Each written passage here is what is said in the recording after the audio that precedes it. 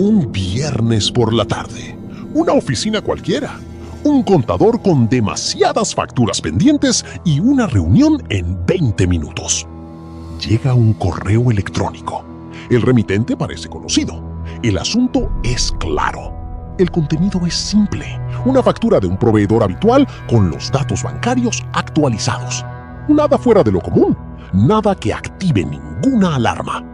El contador aprueba la transferencia, firma digitalmente, presiona enviar.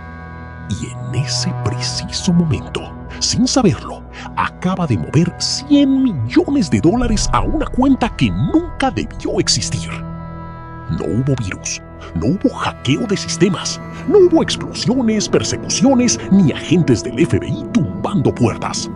Solo un correo, solo 48 horas, solo $100 millones que desaparecieron del sistema financiero como si nunca hubieran estado ahí.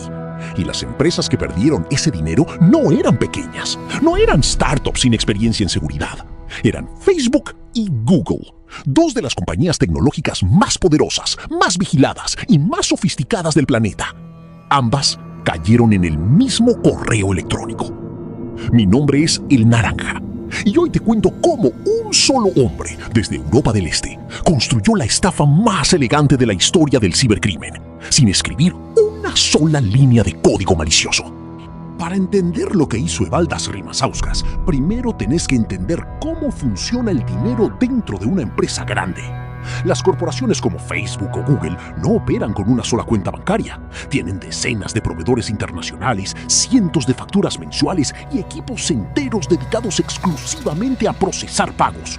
La escala es tan grande que ninguna persona puede verificar manualmente cada transacción. Ahí está la grieta.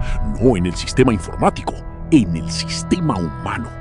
Rimasauskas lo entendió antes que nadie. Entendió que el eslabón más débil de cualquier cadena de seguridad no es el firewall ni el antivirus.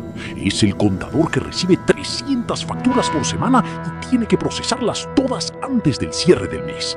El método que usó tiene un nombre técnico: Business Email Compromise, o BEC. El FBI lo define como el cibercrimen más costoso del planeta. No el más sofisticado, no el más complejo, el más costoso, porque funciona. Entre 2013 y 2015, mientras Facebook construía el metaverso y Google lanzaba productos que cambiaron el mundo, un hombre en Lituania estudiaba en silencio cómo ambas empresas procesaban sus pagos internacionales. Registró una empresa, le puso el mismo nombre que un proveedor real que ya trabajaba con Facebook y Google. Abrió cuentas bancarias en varios países de Europa y empezó a enviar facturas. Las facturas eran perfectas. No había errores de ortografía, no había dominios sospechosos, no había archivos adjuntos con virus ocultos. Rimasauskas había estudiado el formato exacto que usaba el proveedor real. Conocía los términos contractuales, los plazos de pago, los nombres de los proyectos. Todo estaba en su lugar. La empresa que había registrado se llamaba Quanta Computer, igual que la empresa taiwanesa real que fabricaba servidores para Facebook y Google. Mismo nombre, mismo logo, misma estructura de facturación. Diferente cuenta bancaria. El primer pago llegó sin problemas. Luego llegó el segundo, luego el tercero. Durante 2 años, entre 2013 y 2015, los equipos de cuentas por pagar de Facebook y Google procesaron transferencias hacia las cuentas de Rimasauskas como si fueran pagos de rutina. Porque para ellos lo eran. Nadie levantó una alarma. Nadie llamó al proveedor real para verificar. Nadie cruzó los números bancarios contra una base de datos interna. El dinero salía de Silicon Valley, cruzaba el Atlántico y aterrizaba en cuentas en Lituania, Letonia, Chipre, Eslovaquia, Hungría y Hong Kong. Desde ahí se dispersaba en capas de transferencias diseñadas para hacer imposible el rastreo. $100 millones, 48 horas promedio por transferencia, 2 años de operación continua y ninguna línea de código malicioso. El error de Rimasauskas no fue técnico, fue de escala. Cuando el dinero que robas le pertenece a empresas medianas o bancos regionales, el caso puede perderse en la burocracia judicial de 3 países distintos.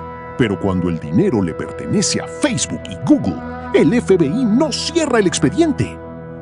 En 2017, 2 años después del último pago fraudulento, agentes del Departamento de Justicia de Estados Unidos presentaron cargos formales contra Evaldas Rimasauskas, ciudadano lituano, 48 años, sin antecedentes penales registrados en su país. La acusación detallaba exactamente cómo había operado. Tenían los registros bancarios, tenían los correos, tenían el rastro completo de las transferencias a través de 7 países distintos. Lituania lo extradita a Estados Unidos en 2017. En 2019 se declara culpable de fraude electrónico, lavado de dinero y robo de identidad. La sentencia: 5 años de prisión federal. Y la orden de restitución de los fondos robados, aunque para ese momento la mayor parte del dinero ya había pasado por tantas capas de lavado que recuperarlo era prácticamente imposible. Facebook recuperó la mayor parte de su dinero antes del juicio, según documentos judiciales. Google también recuperó una parte significativa, pero ninguna de las dos confirmó públicamente los montos exactos. Solo el Departamento de Justicia habló de $100 millones en total. ¡5 años! Eso fue lo que le costó robarle $100 millones a Facebook y Google. Para ponerlo en perspectiva, en Estados Unidos, alguien que roba en una tienda con un arma puede recibir más años de condena que Rimasauskas. Eso no es un error del sistema. Es una consecuencia directa de cómo están diseñadas las leyes penales para el crimen financiero. El fraude electrónico sigue siendo tratado como un delito de guante blanco, con penas que no reflejan la magnitud del daño. Pero hay algo más importante que la sentencia. El método que usó Rimasauskas no desapareció con su condena, se multiplicó. El FBI reportó que entre 2019 y 2023, el Business Email Compromise generó pérdidas globales superiores a los $50,000 millones. ¡50,000 millones! No millones, miles de millones. Y el método sigue siendo el mismo. Un correo, una factura, una cuenta bancaria diferente. Un empleado con prisa. Las empresas han mejorado sus protocolos. Ahora existen sistemas de verificación de 2 pasos para transferencias grandes, llamadas de confirmación a proveedores, listas blancas de cuentas bancarias aprobadas. Pero los atacantes también evolucionaron. Hoy usan inteligencia artificial para imitar el estilo de escritura de ejecutivos reales. Hoy clonan voces en llamadas de verificación. Hoy el correo electrónico ya no es el único vector. El juego no terminó con Rimasauskas, solo cambió de jugadores. Un contador con prisa un viernes por la tarde. Eso fue todo lo que necesitó. No un ejército de hackers, no una supercomputadora, no años de conocimiento técnico en ciberseguridad. Solo entender cómo piensa una persona cuando tiene demasiado trabajo y muy poco tiempo. Rimasauskas pasó 5 años en prisión federal. El dinero que no se recuperó sigue en algún lugar del sistema financiero internacional, lavado en capas que ningún fiscal pudo terminar de desenredar. Facebook y Google siguieron operando al día siguiente. Sus acciones no cayeron. Sus usuarios nunca se enteraron.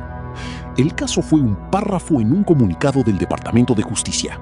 Y después, silencio. Y eso es lo que más incomoda de esta historia. No el robo, no la elegancia del método, sino la normalidad con la que todo siguió adelante. Porque si esto le pasó a Facebook y Google, le puede pasar a cualquier empresa del mundo. Y está pasando ahora mismo, mientras ves este video. Esto fue El Naranja Cuenta. Si esta historia te dejó pensando, deja en los comentarios qué caso querés que cuente la próxima vez. Estafas, carteles, hackers, fortunas construidas en las sombras. El naranja siempre encuentra el hilo y siempre lo sigue hasta el final. Suscríbete, activa la campana y recordá, la próxima historia ya está siendo contada en algún lugar del mundo. El naranja te la trae antes que nadie.